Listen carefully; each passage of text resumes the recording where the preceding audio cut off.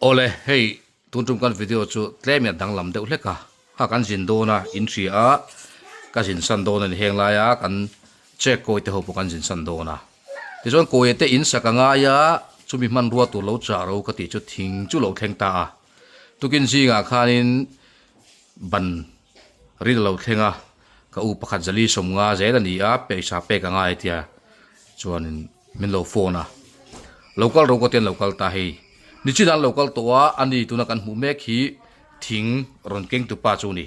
din thar lam mi ani a bru ani tro I ming khongai min thil them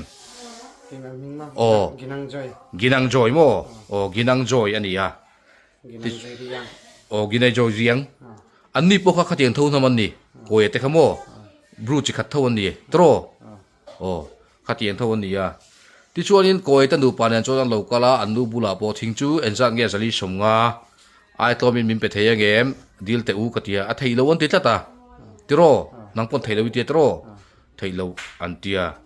ti chon poisa fai kha pakhat ba pek tur kha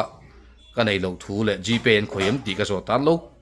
pathian ram ro ta yang chu mo khalai takhan gp han ti mai na tur kha an han phone tlang thei lo kual vel boxia chu chu ne pathian hian min lo om pui min veng ani ti hi a chian na em chu nichi da khan gp hal mai cheu ka tuma ma se gp hal na mai tur kha in hrelawa in buai ani in va phone na la khan phone a lo la theilo khang lang boxia chu tak chu pathian min ven na chu le ta ni ti chon zali som nga chu a lo ni reng lawa thing man chu hey ama ida local le ka poisa ka pek theilo wang khan an buai ko la dikhanin tu na ama ida local le ta koi tanu pa khan bo dei ta tu da hian ni mai na ron lang ta chu ta chon thing man chon sa ka ni ta le thing man chu zale o som nga khang ati ke pai ni de chan le ama ei tur a entinge ai din biak renga ma nen chuan ki po ei tur ngai a se ni ma entin moti ki po pisangai ani ya kan se ani zali songa chu songa kan ei donatia songa ke ei donatia mo asoye mo apa hansak lo em vele hemi ring hi le chu wangin thing man ka tom ka dil to don lo cha cheng zali tia cheng zali chuan fai tha in ka le sak don cha hey a gp to number arun da ta hian hey gp to number dia hemi number an ka thun do na rahul hemrom tinia hemi number a cheng zali in thing tuai pariat man ka thun ngal vek do na tuna hian ka thun lai kan tilang lawang asan chu gp kan tilana piang khanin kha gp khan phallo mi personal data ang chi te bia thilai point I engeni ama identification ti chiang thei turang chi te id card te gp na ang chi te kha tilan thian nei lo youtube nan du lo copyright strike kan tok la do na chu wan chon ka thun do na ka thun do ni mai cheng zali chu tom ka dil don to lo che cheng som nga ero chu e lo tum sia chu wa min lo tom thei mi lo kha lo ne dro khalai khani khalai tak khan gp hal chu ka tuma zali som nga po khanin ma se pathian na tho chu lo lang tat me ya gp hala turin fellow iwa phone call nangin alula theilo vel chat te po kha pathian na tho ani tat mai ni gp na tu pa khan lo la chat thei ni sera chonin min bum tu der dona ko ya khan somwa e vek don a e sim kha kan hlau ani lawa ma se e ve tu ra nei lo ani ani khan eng ma ti thei nei lawa ka khongai na dong chau zo ko ni ka khongai na le pathian khongai na le friends te khongai na dong ani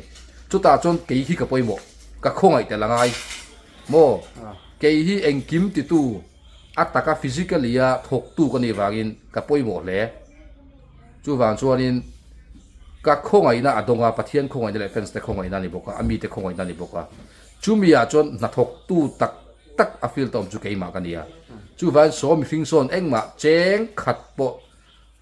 lo ei ve na san tur nei lo wa pakhat ma lo ei ve na san tur nei lo chumia chuanin nang chu thing nei tu nia I hlo tur zat chu tlom po di lovin ka penghal ve kang che chuan ka jin do na ka jin hlain mau te poi lo sat lenga I mau sa zo min hril lenga pum khot zat ngem in pe kang pum khara somni chuan sota min da sak the ngem da sak the tuya daringot lo khan tuya daringot lo wi da so theng mo I fel hle mai I da chho thei bok chuan somni chuan tlom dil lovin I he lovin kan lei le ve kang kha bulu ate kan sor thina cheng som ti in tuya da ringota min put chu sak thei ngai mi lo ni sobul lo po son bo aput man kha ka choi le vek zela tu na po ko yang yet ngot chuan in na pu chu le do lo tuya ron da ngot li da ti khan ada le ringot do na tuya khana om le re ga ni te na hem ke nga man ni po mau som nga hem ke vek to pu chuak pe lo wa chu chu ni chu wang chuan thil ti sak tlak ani lo ma se kan ti sak do na ti sak turin ma kan la to wa anu pui le fa te fa in kan ti sak don ama so kan ti sak don lo mo ani so kan ti sak don lo wa anu pui le afa te le bok bon man tu pa zung za man di wang chomin kan ti sak don na ti sak to ro man na kal to ni wang kan ti sakang ma se ani son thu pakhat ma dei lo wa midang bula polo fil la cheng te khat polo ei ve tur nei lo wa azak lo le a ama wang son thil kan ti lo wa kan du da in thil kan ti do na lawin rol to su se poisa po chu karon hon huna mau te po chu kan ti fel vek don ni o in lo sa tang min da sak the chuan alo mo mang put pa put tir lawang ti son da zoi ngo ti la tok che ni mai ani chu te son in ten kual vel mai bai sela atok che eng ma ti lawang poisa po kan pe lawang ei tur zelin ka pe don chu wangin ti son om mai mai ro se o chu chu tok che apu lo eng ma chuan tu na chuan in gpay chu kalin lan felanga kalin pe felanga kan ti lang thei don lawa alu le lu lo len don yo ta kan pe kha me che phone number hi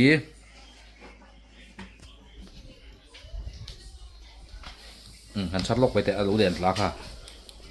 phone number kha han ti lang te la ti khan le heta keng lang la phone number ki 9794827615 Rahul Hemron ti churon lang ta chat mai ni kan gpay nge cheng zali in pariat man kan pe don chani mo mi fel khop mai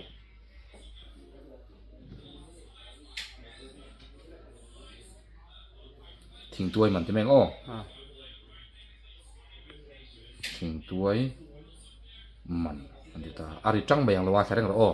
alu chu riang kan mystery lo kol le cho po kai man lo to kin chumo hey min ti boi to phone ri reng mai nen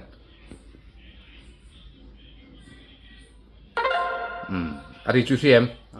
alu to ti na ni chu hey android muem lu ti tricky muem lu ve kan ni alo bom me ti khana felta hey kan mystery min lo kol ve le chuan ka soyen chuan in to ke ti khan da tharo le atok to mau te po chu alien tha ro se mau kha te si kho de ni lo khan lien tha se la khan do tre wang che zan hi chu kan duang chiang sai ma se sat khol trek lo la kal jin do na wangin I du le zir tom ni vel tang lo sat tan ta che zir tom ni vel tang lo sat tan don nia chu mi zo karon jin hona kan ti chiang don ni ole ti khanin to mai ro se kan lo me ole alut to ivala chuak don ne paisa chu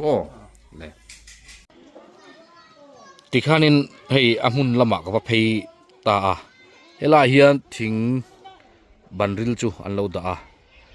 anin bantur pariat ania thavio mai kha asai po sei tha alen polian thavio we chuanin kha tunge ron pu chho khu tang khuan ko yange tunge kha poisa thing lak thing ron anei tu pa khan ron pu chho ngal ve ka mo ava lo bom ve tro so da tu ta nge kha thing kha ka tia uma puya ta ke mani ta niang ka tia uma puya bula kala nga poisa lak thiang ka tia ani chu ti chuan aron puwa in tan yang ti ngai tuan cha khai do ta mo aron da chho ngal ve ka ni mo ava thave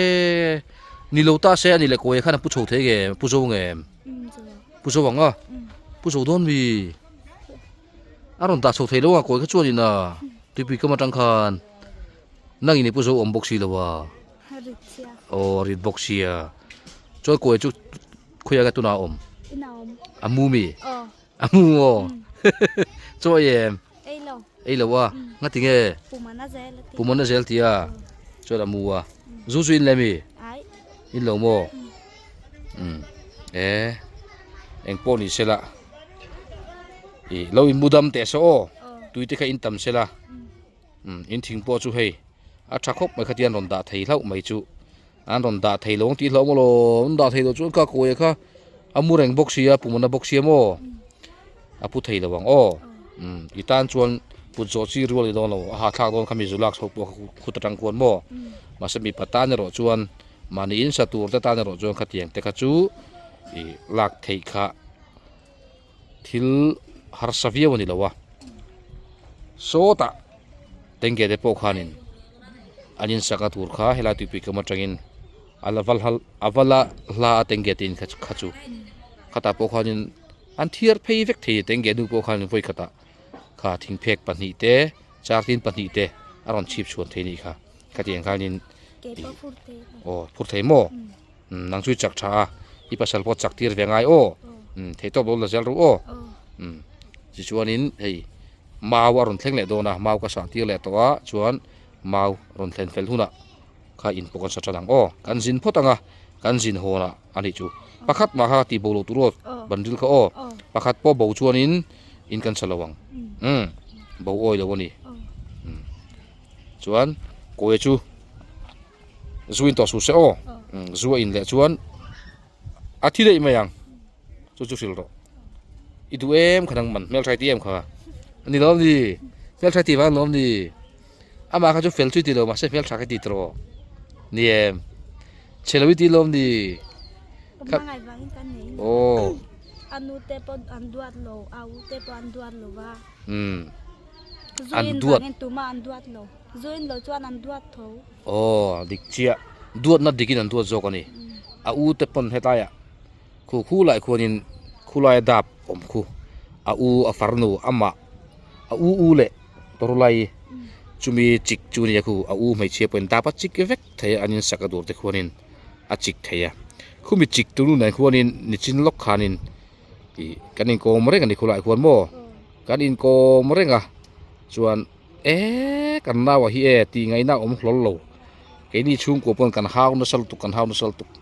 iti dan jong po kan thave ka kan support tlat che ma se ti ngai na om lo he pa hi bu thla ko tu ti sep ro min ti so ka chu ni ma se ti sep viau na tur po kha ti ngai na om chung lo wa ma ro chu nang ma poi mo u le na ta chon en kol dan duat dan tikin an duat afel chuan an duat afel lo pon an duat thowa ma ro chu a thalo zonga a khosak zel khan du lo wangin an soi sel thin ani nang point a thalo zonga a khosak zel lo nan mangai po ni la i mangai na kha mangai na dik tak ani chuan a thalo zel a khosak a thalo zonga khosak zel lo na tur khalin mangai na dik tak chuanin hau a tu huna hau nga mangaya thin rim san a tu huna po thin rim san mai tur ani chu ti ni lo chuan nuam chen chin to ka khelo nga ain chen lum de yang o a him thimin nang ma hian in ka hmu dan che mai mai chuanin korean angi tia tro a mel hi korean ni tia tro ti tro a mel hi a korean e mai chelo e mai tia chuwan chuan i mangai lu tu ko ni tro i mel du na tangin i mangai ani chu ni ka hmu dan ania dik pokaring ti khanin kan so yang khanin lo omla nang ma le hei fa te wangin in khu kan sa don ko ya wangin kan sa lo ti lai ka lo hriala eng poni se misual poni se i engeni dot soi me te po kha ching ma sela misual kan han ti kha nia misual vek kan ni kan wa hianin ani chau kha asol veu big lowa maro chu i misual ti kan soi na kha in riat thiam theinan ni chu in riat thiam theinan mi fel om dana om lo wangin mi fel om dana om lo wa misual kan ti ni maya chu heti mi zo tong pa ngai kan soya chon lak nat viu theyanga ma se nang mani na in riat thiam the turtana kan tong kam man ani ro kha chuanin i lak nat viu chi po khani chuang lo ni chu mi fel om danin om ro se chuang kan duat ang misual om dana om zel chuan a thalawa apoya in tan po poya fa tan po poya nang ma anu pui tan po poya nimina i ka fa pa hi nei dei ro ti te nar zula te soimi salo asoi tlatani min soi ka khetlatani ka fa pa hi nei dei ro atia nars bula khan narso khan engwage kan nei ring otang inu pui po mrenga tia kanin then dei to lom te tia khatieng te ka soya ching chu zu in ringot kha zu in awan got khan kan demak a that che da wan no khan kan dem ani lo asa dot soi mai te chinga fa te po khatianga ti mai te kha ching chu mi sualom dan chu ni chu wangin misual tin kan soi ani o chu ipasal ni na dik takania ifa pa kami pek de po pu ti mi lo i mangai tat chi nangin korean angi ti mangai tat chia khatiang khan mi te pon lo in mangaya a lo in mangai lum thak to thina ni mo chu nia chu vain aza tha ka adik lowa mangai na dik tak omzia aman thiam theinan nang point asual chung khan duat viau lo tu khai fa pa de po a mangai mi lo moni oti tur khan a tata a pui kha ka chu vain mangai ro se o asual viau chorin thinrim ngam huna khan thinrim ngam ve tur ni chu ole wasukal ro ule ti khan le bye bye ule le bye bye ole thing chu ku pakhathi aphel deuh ti ni pakhathi chu ate hle mai pakhat pani pathum pali panga paruk pasari pariat chu ni ve a pakhat khu phel lek ani khu a thamai tu ranga yang ole khania hei atira kan han hisap a pheka chon helai mol pong sang level hira chuat te po siam sakila ban sang deuh ti la nuam dang dai rewanga tuipui a view te po moi zualanga kan han tia maro chu khang jong po kha ti chi view lo ni ti kha huni na ron fil chhota chu wa jong khulaya khuan khu tiang tiat borvel khuanin khu aya thajok lerin omjok khuanin kan sak do ni abana te po hei banril thapa ngai te kan mang to do na tu na chun mau hlang laka sakania chunga kon sit bolin han ni boka a chung tur po hi champhai lama tagin ron sponsor tu te anom to chu tian chuan a chung tur hi arangwa ba ngai takin kan mang thei tur kanin ngaya chumi be sei nen chuan he in bbf farnu te in tizel to teang turi kan sadon ani thlia tu zong ten hemi pol hin thil pek pedu kanom pon la pek zel theya anin sakatu sumle pa hi fans group tena an ron tho khom bbmtp fans group atanga an ron tho khom ania tampui ani lawa kan tum dana po estimate lian pui kan siam lawa maro chu hemi puala tana enge mo lek lai thom that ngai sumina adai lo viau te po lo om theya chunga po chon thobel du kono moni pon ala thobel zel theya 9436747550 a khanin gpay apedu tan la pek theni ti kha kan han puang non le bok ani ole khang kha kan han thil thei chu nia thlia tu zong te like comment share min han ti sak le theu turin in khoina kan han di le